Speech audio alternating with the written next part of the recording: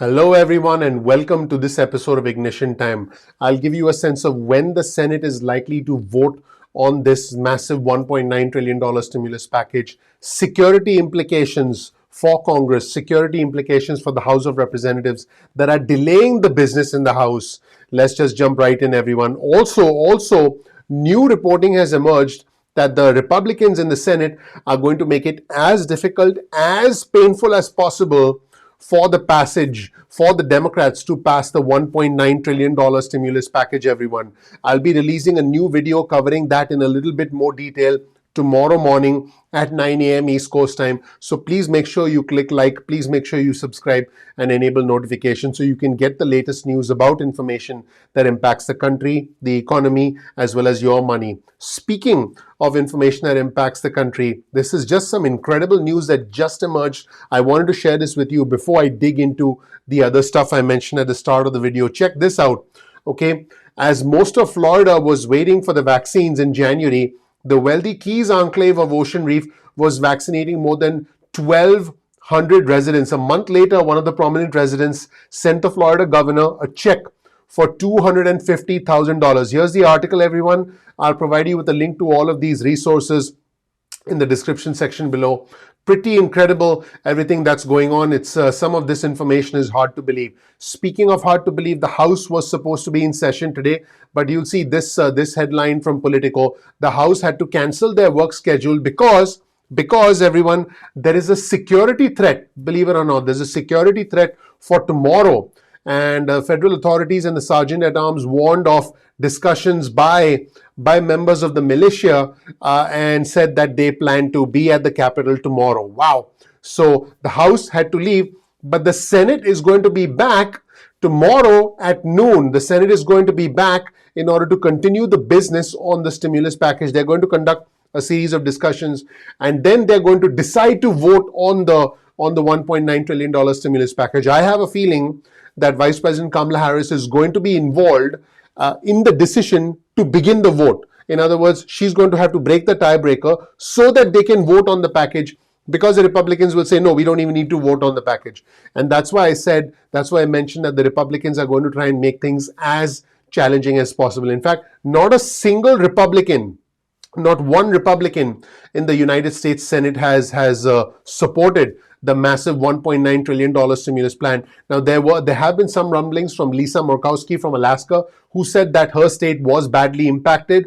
And she said that, hey, it's not like, blue states are impacted. She said that her state was badly impacted and was struggling. And she has not said no to the $1.9 trillion plan. But the Senate Minority Leader, Mitch McConnell, has said that, none of us are going to support it. That's basically what's happening. And Dick Durbin, the Democrat from Illinois, lamented the fact that not a single Republican on the floor of the Senate was supporting the American Rescue Plan. Let's take a look at what Dick Durbin had to say today on the floor of the Senate, and then I'll tell you what you can expect in the next 24 to 48 hours. Let's hear from Dick Durbin, the Democratic senator from Illinois, on the floor of the United States Senate really quick today. That's what it will take. And unfortunately, because of that, in a 50-50 Senate, we will need every Democratic senator to support the president's plan and to pass a version of what the House is sending over to us. We'll go through an exercise called reconciliation in just a few days. It's not a pretty scene if you follow legislative history, but it's long overdue. And do you know the one thing that should drive us on is not only the obvious need for this, but the fact that the American people overwhelmingly support what President Biden proposed. The American people believe, as he does, that we should be investing billions into more vaccines and more people to administer them. The American people believe that a cash payment to families is essential in some parts of this country. They'd like to see the $600 in last December's bill complemented with $1,400 in this proposal. They'd like for us to put money on the table for people who are unemployed so they...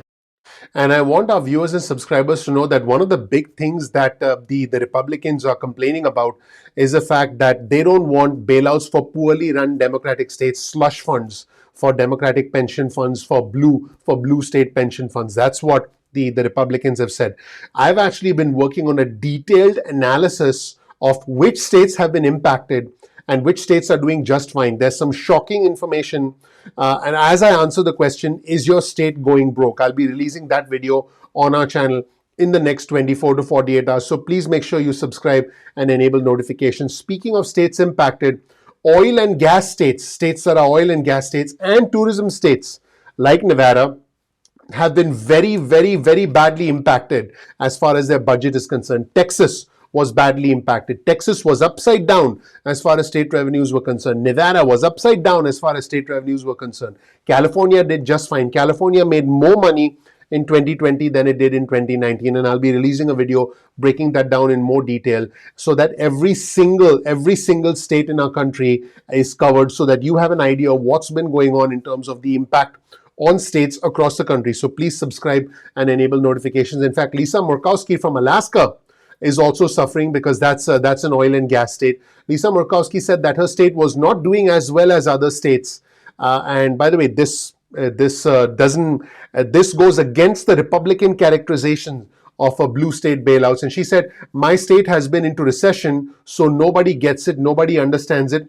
So I've got to be that pushy advocate. So you have a Republican senator from Alaska, Lisa Murkowski, in favor of the $1.9 trillion stimulus package. We don't know whether she's going to vote for it because she could be pressured by the Senate Minority Leader Mitch McConnell not to vote for it. Let's go back and listen to Dick Durbin again for a minute. For plans engineered by the Trump administration. Economists believe that we need to move decisively. According to an analysis by the Brookings Institution, passing a comprehensive plan like the American Rescue Plan could produce a 4% growth in U.S. GDP this year. Moody's estimates that passing the same plan would create 7.5 million American jobs. How about that? We got good news over the weekend with the arrival of another safe and effective vaccine. This is the third one, the Johnson & Johnson vaccine in our arsenal, perhaps more to follow. It holds the promise of finally getting America inoculated, vaccinated, and breaking the back of this pandemic. This new vaccine prevents hospitalizations and deaths, stored at normal temperatures, a single shot, all good news. But we need more than a promise of a vaccine. We need a plan. These vaccines are of no good to us sitting on a shelf or not being produced in volumes necessary. President Biden's rescue plan, which not a single Republican supports, would provide and I think I got the number right, $160 billion in resources for the production of vaccines and the distribution.